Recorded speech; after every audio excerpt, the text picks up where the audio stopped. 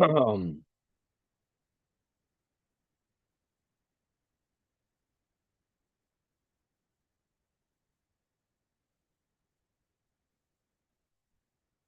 all right, good morning. With the help of Hashem, we are learning Yerushalmi Trumais Perik Dalit Halacha Zayin. We're learning today Daf Mem. Today happens to be the last day of the year Tavshin Pei Hey, and there is a tremendous significance in the content of what we are learning vis-a-vis how a Yid should conclude a year. Now, we're going to have a very long Mishnah. The case of the Mishnah is really fascinating.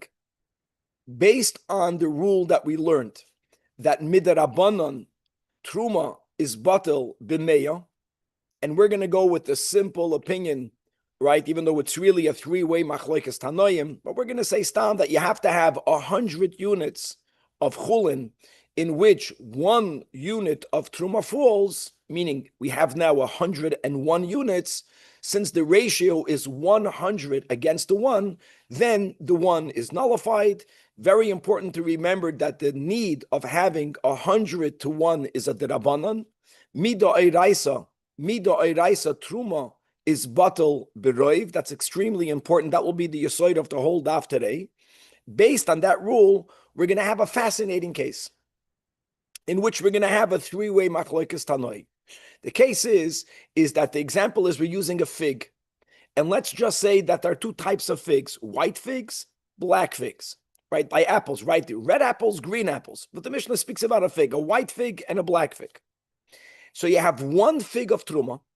Let's begin with the scenario that we know what color is the fig of truma. Let's say you have a white truma fig. You have in front of you 100 chulin figs, but the 100 chulin figs, just to simplify it, are 50 white and 50 black.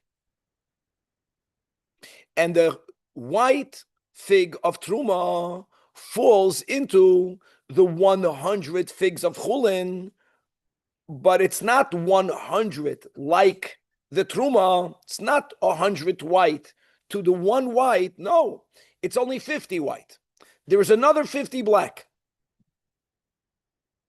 And Rabbi Yeshua will be the first Tana that holds that since at the end of the day you have 100 chulin figs, even though it's very clear that the black is a non-issue, right? The truma that fell in, that's creating a potential dimua, is a white fig. Doesn't matter. The 100 will nullify the 1. That will have to be explained. But that is the sheet of Rabbi Yeshua. Now, the other 2 Tanoim will be Rabbi Eliezer and Rabbi Akiva. Rabbi Eliezer completely is against that. He says that's impossible. He says, since when the 1 white fig of Truma falls in, it doesn't create a confusion vis-a-vis the black ones. Vadai, none of the black figs are Truma. So really, all you have is 50. 50 is not enough to do a bittul midrabanan. You have to have 100 to 1.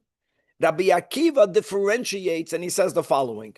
If you know what was the color of the Truma fig, if you know what was the color, then I agree with Rabbi Eliezer. In principle, how can you use the 50 black figs? We'll have to explain that. To join the 50 white, to have 100, to overwhelm, to be mevatel, to nullify the Truma, when the Truma was white, not black. Aber, says Rabbi Akiva, if a fig of truma fell in, and we don't know what color it was, even though it was either white or black.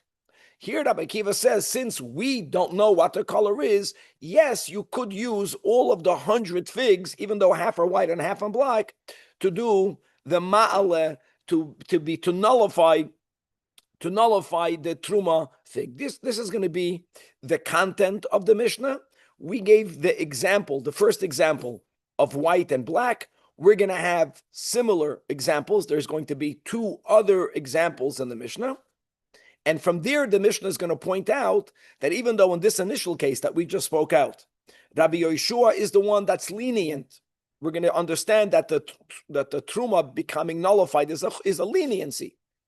And Rabbi Eliezer is the one that's machmir. There's going to be a similar machlokes. It's so similar that we'll have to understand why takadu, they completely reverse opinions, but they make a 180. mamish the opposite. And in the similar case that we'll speak out when we learn the Mishnah inside, Rabbi Yeshua will be the one that's going to be completely machmir, and Rabbi Eliezer will be completely lenient, as we will see in the Mishnah.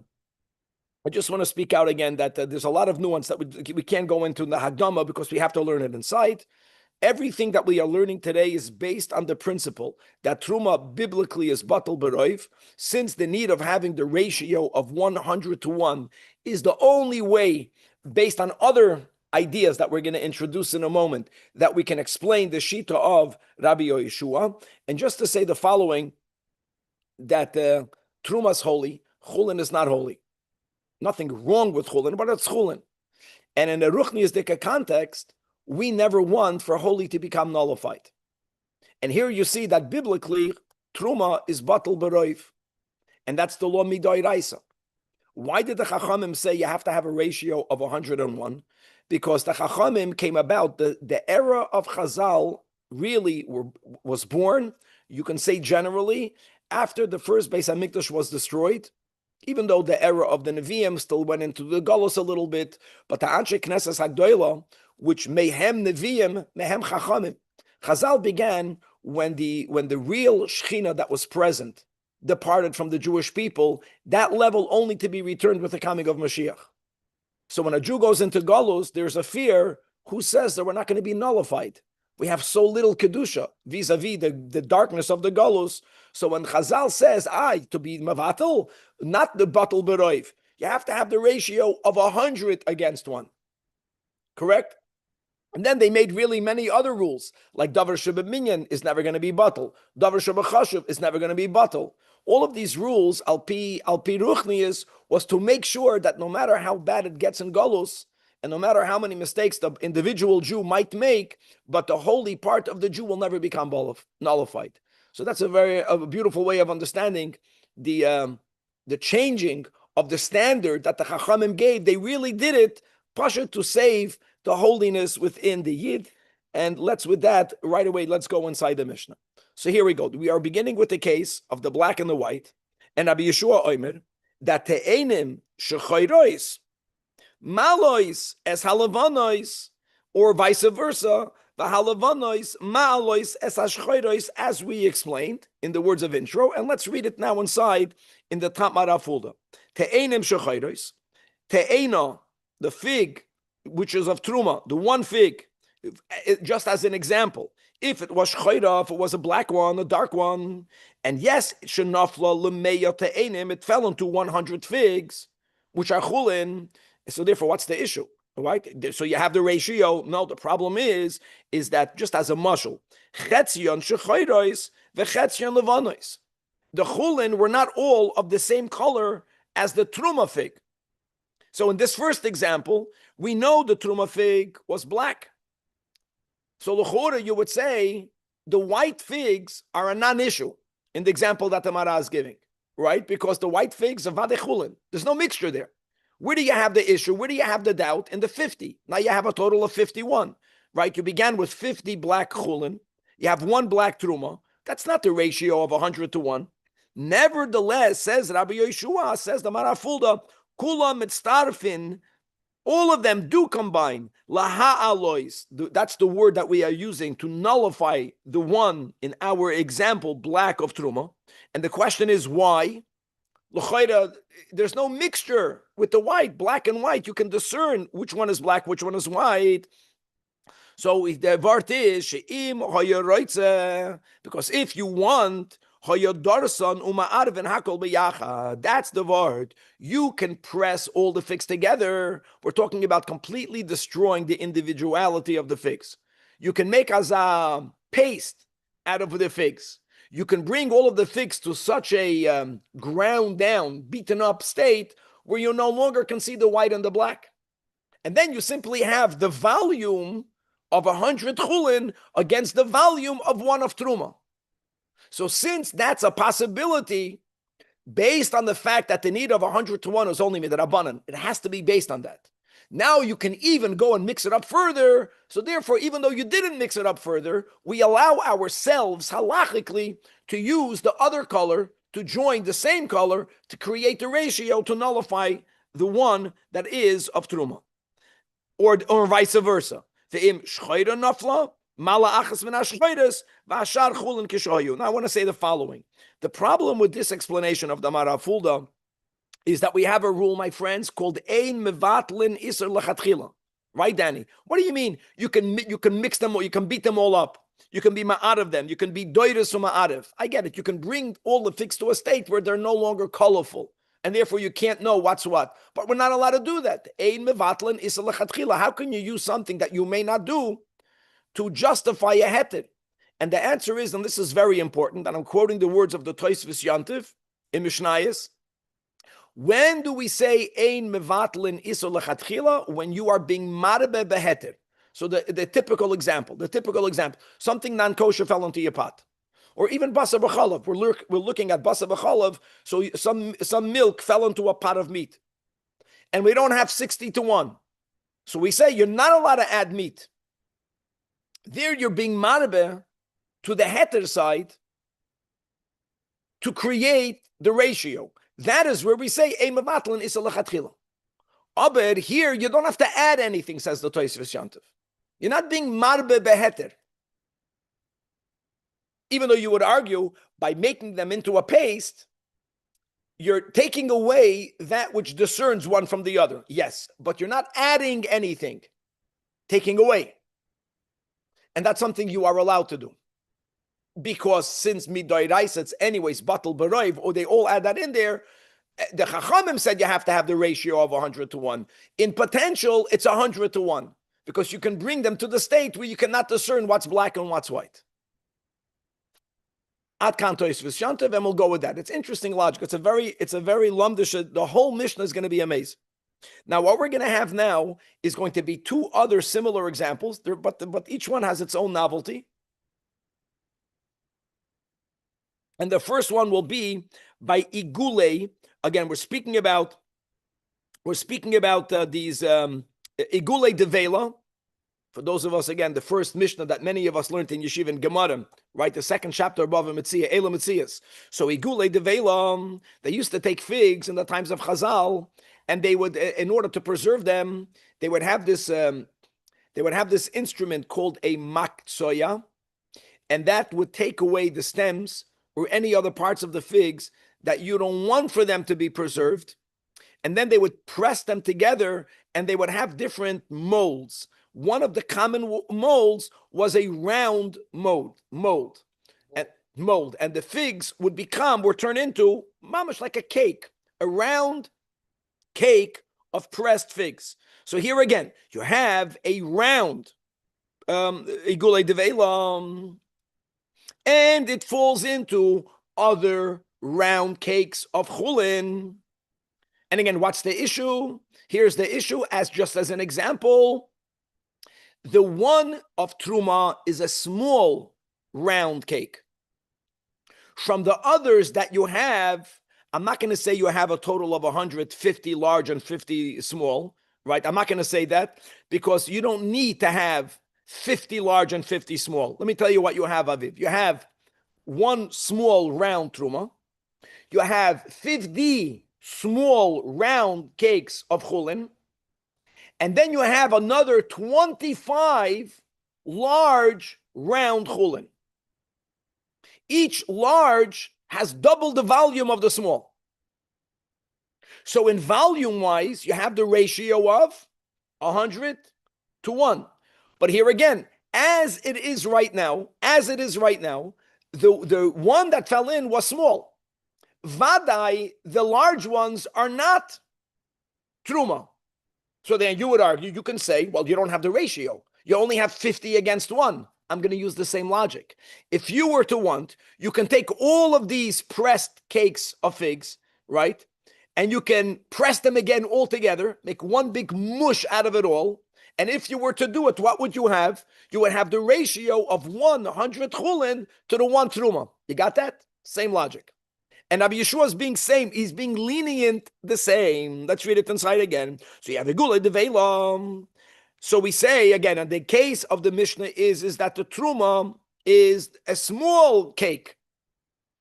What did it fall into? Listen, 50 small cakes and 25 big cakes.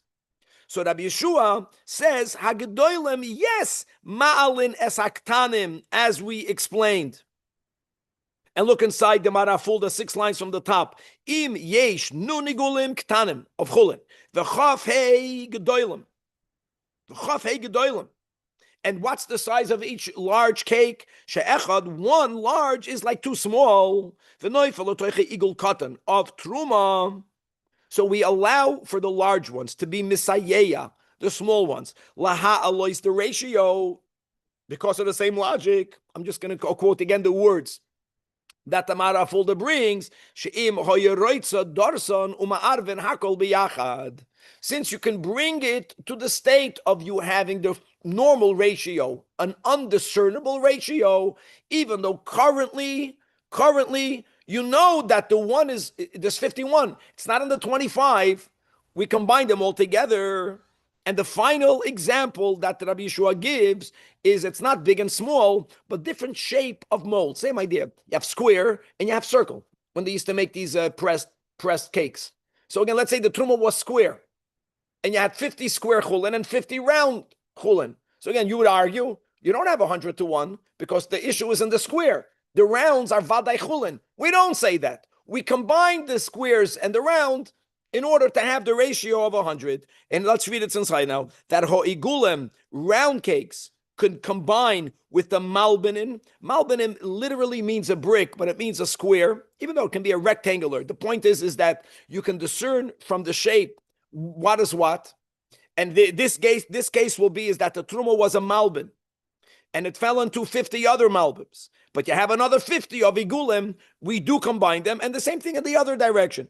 And Vahamalbin and Mylin and Saigulin, all based on the premise that Aleph, it's already batal beroif. So really, Midairaisa, it's batal. The Chachamim were the ones that demanded a much, much larger ratio. For that I say, that as we explained, that since you are allowed to, lechatchila, take all of what you have in front of you and mix them all up together to the point where you no longer can discern the big, the small, the round, the square, right? The black and the white. And therefore, even though you didn't do it, they combine to get the ratio of 100 to 1. And on all of these 3 cases, right? Rabbi Eliezer says, and it's easy to understand Rabbi Eliezer. Rabbi Eliezer Oyser. He says, how can you do that? Why would you do that? Now, by the way, what's Asr? So let's go just to the first case, black and white. That if you have one black fig of Truma that falls into 50 black and 50 white, the 50 white are mutter, Rabbi, of course. The white are not meduma. The white are white. There's no truma white. There's no issue. The 51 black are all meduma. I want to repeat the rule. When you don't have the ratio, what happens now with the 51? So you have to find a kohen. You give the kohen the 51, but how do you give it to him? He pays for 50. He pays for 50, and the one is a gift. And then he pays the discounted price for the 50. If you have the ratio of 101 Rabbi Yeshua, just for the record, you know what you do? If you have the ratio of bittul, you still, me, the Yisrael, I don't get to keep the 101. That we don't allow to happen. I take one, and I give that one to the kohen. And let me go back to the case of black and white. So if one black fig of Truma falls into this 50-50, even though Rabbi Yeshua allows for there to be bittul, the white combined with the black, so yeah, it's not meduma. I have 101. I have to give one to the kohen, but you know which one I'm going to give to the kohen? I'm not going to give him the white one. I have to give him the black one. Okay. Now you have the third opinion. And I just want to say for the record, we will have in the Gemara some tweaking in Rabbi Yeshua. There'll be a little bit of a machloikes, amayroim, a detail in Rabbi Yeshua, but we're going good. So Rabbi Yeshua, combine. Rabbi Eliezer on the other side says you can combine. And Rabbi Akiva says something in between. Now really, as we said, Rabbi Akiva in principle sides with Rabbi Eliezer. Rabbi Akiva says like this. I agree that you can't have the white in the case where the one fig of Truma was black. How can you have the 50 white combined? But Rabbi Akiva says, what were to happen if you don't know what was the color of the Truma? You don't know that. You know there was one of Truma. Yeah, in the Chulin you see there's 50 white, 50 black. That you know. So Rabbi Akiva will be moided to Rabbi Yeshua that if you will see, never knew, was never known what the color of black is, of Truma is, even though it's either white or black, we do combine the white and the black. That is where he'll agree with Rabbi Yeshua. Let's read it inside. Bi yadua, if you know, man nafla, whether it was black or white, or large or small, or round and square, then ein mailois zu bezu. Again, Rabbi Akiva agrees in essence with Rabbi Eliezer. Aber u'she'eino yadua man nafla. But if you don't know, there, yeah, I'll agree with Rabbi Yeshua. Then ma'aloi zoi ezoi and ketzad. So an example, guys, this is an example of Shitas Rabbi Akiva. Chamishim te'enim shchoirois v'chamishim levanois. You have 100 chulin figs, 50 black, 50 white. Nafla shchoira. The black of truma fig fell into it. So according to Rabbi Akiva, since you know that the one of truma was black, shchoirois are all asurois, because you only have the ratio of 50 to 1, and halavanos are all notanos, or in the opposite direction. If you know that what the one of Truma was a levana, was a white fig, then the 51 white now become asura is called miduma, and all of the black are mutares. It's only kshe'ena yedua man nafla. There, I'll agree. So you have one of Truma, that's all you know, and 100 of Chulin. You got the ratio, mailois zu ezu. Okay. And now the Mishnah is going to tell you something fascinating, that there's going to be something similar, and it's so similar that we'll have to explain why it's not, in which Rabbi Eliezer and Rabbi Yeshua make a 180 turn, and each one says the opposite. In our case, I'm going to use the words lenient, because allowing the Truma to be nullified in our context, not in the pnimius that we gave in the introduction. We don't want for the Kedusha to be nullified, but in the halachic aspect, we want for the Truma to be nullified, for there not to be a loss. So ubezu, even though that in this case, in the first case, in the case that we learned up until now, Rabbi Eliezer is the machmir and Rabbi Yeshua is the mekel. Nevertheless, without explaining why, but just a fact, ubezu, in the following case, Rabbi Eliezer will be mekel and Rabbi Yeshua will be machmir. In other words, what the Mishnah is basically saying is that in life you have to pick a shita. If you follow either follow Rabbi Eliezer or follow Rabbi Yeshua. And don't think that if you're going to follow Rabbi Eliezer, you're going to come out with a kula. Or Rabbi Yeshua, you'll come up with a chumrah. No, sometimes like this, sometimes like that. And where do they reverse it? That's the next case. So I know it's very similar. And we'll have to chap what's going on over here. So here, we have a person who's making these pressed, preserved figs.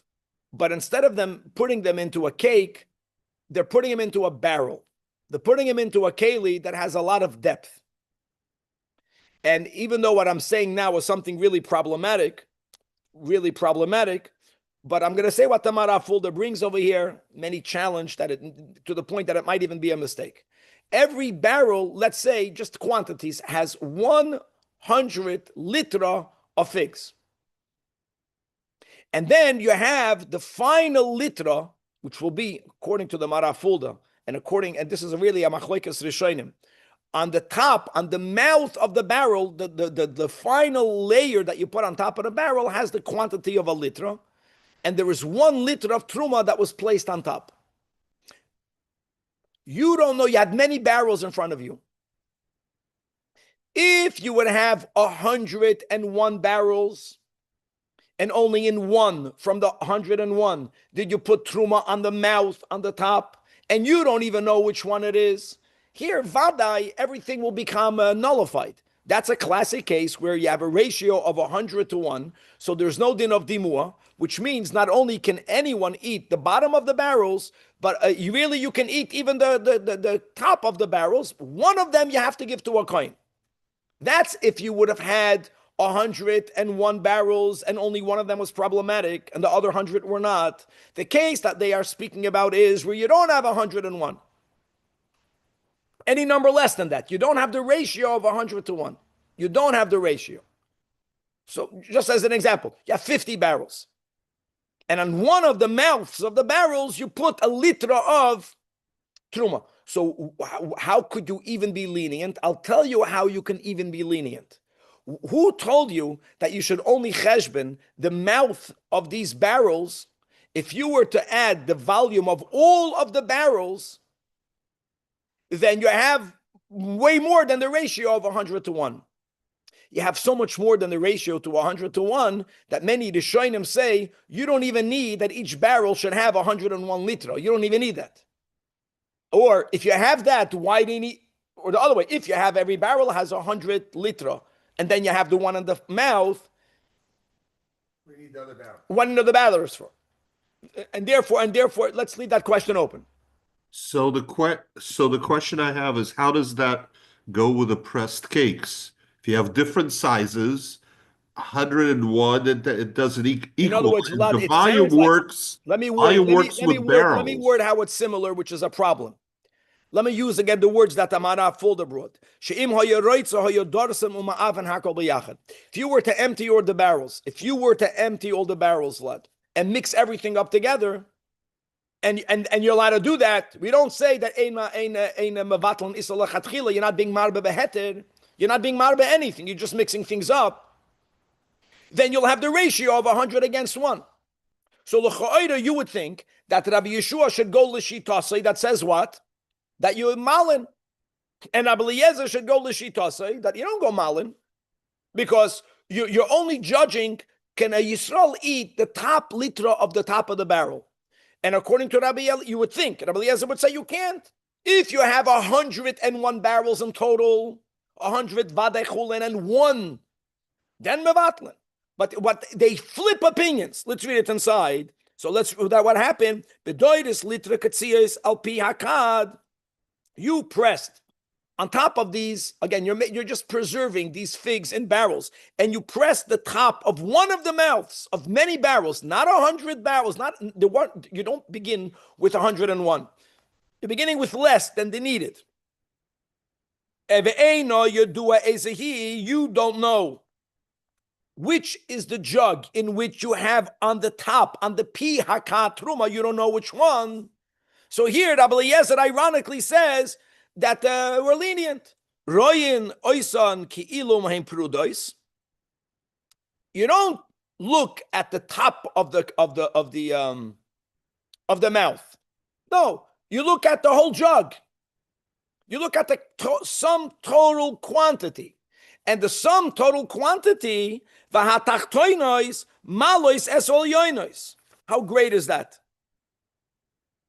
Good line. Yeah, that the tachtoinus amalas aliyonis, again a good before Rosh Hashanah. We are here in this world, and we have the koyach. Not only do we elevate the aliyonis, but we trump who wins against whom. The opposite of the story of Avashkafta the Rebbe. Now, 1 second. The question is, why taka? What's the difference between by black and white? Rabbi Eliezer says that we don't combine them. Here we do combine them. Why? So Tosfos Bavli Zvachim Ayin Gimel says for Rabbi Eliezer, because the difference of black and white is much bigger of a difference than just the location. Let me go back to the case when you even when you put them all together, for you to come to these figs to the point where you cannot discern the black and white, a lot more mingling is needed. Here they're not different; they're the same color. So where are they in the barrel? So give it one dray. You give one little dray, you already mix them all together. So Rabbi Eliezer, the Mishnah is not giving you the logic. The Mishnah is just pointing out that if you want to follow Rabbi Eliezer, don't think that you're always going to be machmer. Rabbi Eliezer in the Reish of the Mishnah is machmer. In this case, he's lenient. And turning to the Daf Mem Amud Beis. And the opposite is Rabbi Yeshua. In our Mishnah, Rabbi Yeshua was lenient. But over here, Rabbi Yeshua Omer, that loy talem. No, there is no bittul. Because you don't judge the whole tachtonis with elyonis. You are only looking at the mouth of the jug. Piakat. The mouth of the jug, one is truma, many others are chulin. You don't know which one is which. You know when you can have it. Only if you have an additional 100. Loy sala'at sheyehisham meyakad. Now, what would be the logic of Rabbi Yeshua in the opposite direction? I'll tell you the logic. that the black and the white figs, in the first case of the Mishnah, they are mingled. I know they have different colors, but they're mixed together. Rabbi Shua says the top of the jug is separated. It's clear, it's the top. It's considered separate. Rabbi Yeshua is the one that says that color is nothing. Rabbi Yeshua is up to today. He lived in this world. Black, white, it's the same thing. That explanation seems fit with the idea of multiple tops of the barrel. Yeah. Rather than it in one. Yeah. In other words, the location of the top of the barrel currently, according to Rabbi Yeshua, is a lot more apart. It's clear. It's discernible. Black and white is the same, and they're mixed. The color doesn't look at their color. It's a fig. They're all mixed together. It wasn't 50 white, 50 black. It's I have 100 total. And Rabbi Eliezer says you can see from the color. I'm saying by the tops of the barrel. Wow. Rabbi Eliezer on the bottom holds that you can mingle. He holds that the mingling of the top and the bottom, not the way it is right now. To get it mingled is a lot easier. It's a lot easier than to mingle or to press the black and the white to the point where you can no longer see the black and the white. And you look at it now, you look at what you could make it out of it. Very lamdusha thing. Very good. You look at the present, you look at what it could be, the potential. Okay. So Bekit said, when we learned the Mishnah, we learned Rabbi Yeshua, we learned it good. Rabbi Yeshua is the one that says that ma'alois. We're going back to the case of the black and the white. So let's know right now. Says the Gemara, Rabbi Isi b'shem Rabbi Yechanan. Talmud Rabbi Eliezer. Before we come to Rabbi Yeshua, Talmud Rabbi Eliezer. Rabbi Eliezer makes so much sense in our case of black and white. Te'edim shechayros shenaflu l'toich halavanos. He says oichelas halavanos. No, it's if you began with one black truma fig and it fell into 100 other figs, but the 100 other figs are 50 white, 50 black. So he's saying that before you learn any halachas, you can eat the white. You can eat the white because the problem is a black fig, not a white fig. So since vada, you can eat all of the white, so it's a wonderment. The biggest bitmiyah. In other words, how can something that's not part of the doubt count towards its nullification? And this is something so powerful, so difficult on Rabbi Yeshua to explain that Amar Rabbi Elazar, this Rabbi Elazar is the Amoira. You know what? I have a tradition that actually Rabbi Eliezer the Tana verbalized that against Rabbi Yeshua. He told him that. Kach hoye Rabbi Eliezer, Meishivis Rabbi Yeshua. He told it to him directly. What were the words? V'halavanois, malois, es ashchoirois. Okay. Now, if indeed Rabbi Elazar ben Pedas, the Amoira Rabbi Elazar's version, his Mesoira, that the Tana Rabbi Eliezer told that to Rabbi Yeshua, that clarifies bevadai what is Shitas Rabbi Yeshua. Milsei Amra, from the fact that the Tana Rabbi Eliezer said that to Rabbi Yeshua, now I know what is Rabbi Yeshua's opinion. It was Rabbi Yeshua was so hard to understand, where he allowed the whites to combine with the blacks to make the ratio of 101, that many people thought that Rabbi Yeshua was not talking about the case that we are talking about. But that's not true, because if that would be the case, then he wouldn't remain silent. Rabbi Eliezer told him, since there's no doubt in the white, how can something that's removed from the doubt or not part of the doubt count towards its nullification? So from this statement, biyodua manaflu mailazuazu, it's clear that Rabbi Yeshua holds that even when you know what was the color of the truma, even when you know, like in my example, that the truma fig was black, even there, says Rabbi Yeshua, since you have a sum total of 100 chulin figs, the truma fig is going to be nullified. And that's the way we learned the Mishnah. Okay. Even when it's biyodua, Rabbi Yeshua holds that malin. Based on what? Based on the way we learned in the Maraf folder. However, you should know that Kahana, we call him Rav Kahana Amar, that in the case where you know now what is the color of the one truma fig, even Rabbi Yeshua will agree that ein malois. So the question is, al date de Rav Kahana, if that is how Rav Kahana, by the way, it must be, if that is the case, Rav Kahana says that Tana Rabbi Eliezer never asked that question to Rabbi Yeshua. He wouldn't have, because Rabbi Yeshua is Moida. Well, hold on. So if that's the case, so then Rabbi Yeshua and Rabbi Akiva are saying exactly the same thing. So Alati Rav Kahana ma bein Rabbi Yeshua Rabbi Akiva. So here says the Gemara, this is only according to Rav Kahana, that when you know now which color was the one of Truma, everyone agrees that it's not going to be nullified because you don't have 100 against it. The 50 white are not in the doubt. What happened is when it fell in, you knew what color fell in. Then, now you don't remember. Bishiyada, and now Vishaka. And that's where Rabbi Yeshua and Rabbi Akiva differ according to Rav Kahana. Al dati the Rabbi Yeshua, since now you don't know Male. And according to Rabbi Akiva, since it was once known, which is amazing to think about it, Aviv, when you knew the color yesterday, before a person forgot. So when it fell in, what was the halacha right then? You knew right then the 50 white are good and the 50 black are not good. Today you wake up, you don't know which one is good, which one is not good. How can the prohibition disappear just because you forgot? Just because you forgot the Isur. It's when you never knew the color. That's clear. So when it fell in, there was never a psak that it's Asur. Malin, 100 against 1. But the moment it was Yodua, so holds Rabbi Akiva, even though now you don't know, why should it be Maila? Isur cannot go away. I know. Okay. But then it seems like it makes sense because you still don't know which ones are good or not. So but you already knew that it's prohibited. I'll give you an example. If you have two pieces of meat, you know now one is treif, and you know which one, and you know one is kosher, and you know which one. Tomorrow morning you wake up and you forgot which one is which. Would you eat it? No. You have something that's you don't remember. Okay, so now I'm stuck. Yeah. Okay. Now let's hop another one line before we go to sliches. And now we have a big chiddush. So everything is based, like Rabbi Mendel just said. Yeah. So what's Rabbi Yeshua? How does the Isser disappear? You have to remember that the Isser is only midrabanan. That's the yisoid of the whole sugya. Not there's no way. However you understand Rabbi Yeshua, it's still a big leniency, even according to Rav Kahana. Vaday according to Rabbi Lazar ben Pedas.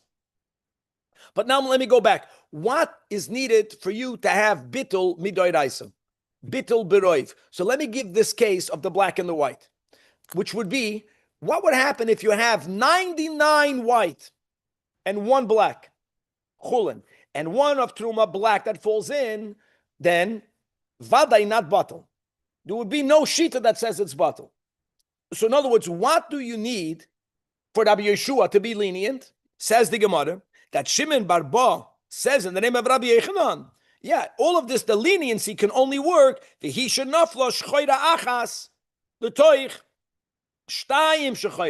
minimum case would be that you had 98 white, but you had two black. Before the issue, before the truma. Guys, bittul b'rav means not a 1-on-1. Bittul b'rav means you have a total of 3. 2 heter, 1 mutter. 2 chulin, 1 truma. You have to at least start with 2 black, kedei sheti batal b'roiv. That's extremely important. And by the way, I know that we're speaking the whole daf today, black and white. The same thing will be with square and round. Just make it very clear. So if you have 2 squares, you have 98 rounds, and you have 1 truma square, only there, says Rabbi Yeshua, that you combine the round with the square. But in other words, the Mishnah gave 3 cases, the big and the small. It has to be that before you're going, that you could mingle them all up together, you have to begin with the premise that as it is right now, midoy raisa, there's a bittul b'roif. What do you need to have for a bittul b'roif? What do you need to have? 2 against 1. There's no chiddush. The chiddush is in the next line, which is extremely difficult to understand, and we have another few minutes. So daf mem aleph on the top. Ooh, nishte genoi. Don't give me 2 against 1. And here there are 2 girsois. We're going to read the girsa that we have inside. We're going to read the girsa of the gra, which makes it at least a bit better. And let's go read. So says Rab Ze'era Ba'a. he asked, he challenged in front of Rab Mana, what do you mean that Rabbi Yeshua's leniency has to begin, like, let's go with the black and the white, that you had at least 2 black chulin. No, 2 would not be enough. 2 will not be enough. You have to begin at least with 3. Loi mistabra b'toich shalosh. Loi mistabra, it's not logical to say that this works only if you at least began with 3 black chulin. That's one girsa. Why? Why do you have to have 3? So this is something very unusual. She'im toivad achas mehem yiu sham shtayim. Apparently, it was very common for figs to become lost. They're a norm. So when it comes to figs, you have to have not the minimum midoy rice of 2 against 1. You have to have 3 against 1. So like this, even if one of the black will get lost, you still have the roiv. And by the way, Amalei Rav Mana tells Rab Zeira of a ufano savar keinech bin moida to you. Now hold on, guys. First of all, let me just read the gears of the Gra. It's also problematic. There's less of a look at the bottom of the Amid. He doesn't speak about she'im toivad achas mihem. He says loy mistabre elabotoich shalosh she'im ta'ale achas mehen yiu sham shtayim. She'im ta'ale achas mehen. So even if you remove 1, why do you remove 1? So remember, guys, whenever there's bittul by truma, whether it is midoraisa beroiv, whether it is with the ratio of 100, even though it's not meduma, you don't get to keep it all. Remember that. You have to give 1 to the coin. That's the halach. So let's go with the case of black. You know it's black. So he said, okay, if you have 98 white, you have 2 black. That's what Rabbi Eliezer says, that you're good. So says the Gra, so he's making a point. Hold on. But it's not so good. Because if you began with 2 chulin black, and now you have 3, you're not going to end up with 3. You're giving 1 to the coin, and the one that you're giving to the coin is not the white. You know it's black. You're going to end up only with 2. I don't like that. I need to make sure that even after you give the one that you're chayiv to give to the kohen, you still have a 3. You still have 3. Much better. Why is he going? First of all, he doesn't make up gear size, but he found such a gear. So why is that? Because when it comes to the rules of bittul, my friend, forget about the case of truma. Once bittul happened, normally it doesn't bother me that 1 fell out. Like the case of the chicken that we have in Shulchan Aruch. You have 2 kosher chickens and 1 tray for chicken. And it's yavish be yavish, and there's no nesinas tam, where even midrabanan it's batal beroiv. You have 3 chickens. Once you have a mixture that's indiscernible, and you say that it's batal, so eat one after the other. Before that, Amah. But with the moment you take out 1 and you eat it, you only have 2 left. We never have that problem. We say, okay, so what? That you have 2 left. It was already batal. Now that it's already batal, when I'm going to take out 1 from the 2, I'm going to say, well, that's not the treif, because the treif was either in the one that I already ate, or in the one that's here. There is still a roiv. We don't need for the roiv to always be be'en. In other words, normally when it comes to bittul is normally not undone. A lot better. We understand why the Gemara said what he said. Whichever girsa you're going to learn, listen guys, we're learning Gemara. Clearly our Gemara Yerushalmi holds that bittul could be undone. That's a huge thing. I don't believe we ever learned about such a shita. That means that he's saying that you had 2 black and one black truma. Basically, Rab Ze'eda and Avman is agreeing that when do you say midaraisa is bittul beroiv? Only if you have 3. The moment you're not going to have 3, even though when you had the 3 it was bittul can become unbottled. It's the reverse of what we said before, that when you have a suffix, we said that you could use, like if you knew. Here it's the opposite. Here we're changing it l'chumra. In other words, Al-Pi Chasidus, guys, the little bit of bittul, halavai, that we have can be undone very quick. That's why we have to make a no bittul Rosh Hashanah. Good. Guys, you should have a Gavaldik year.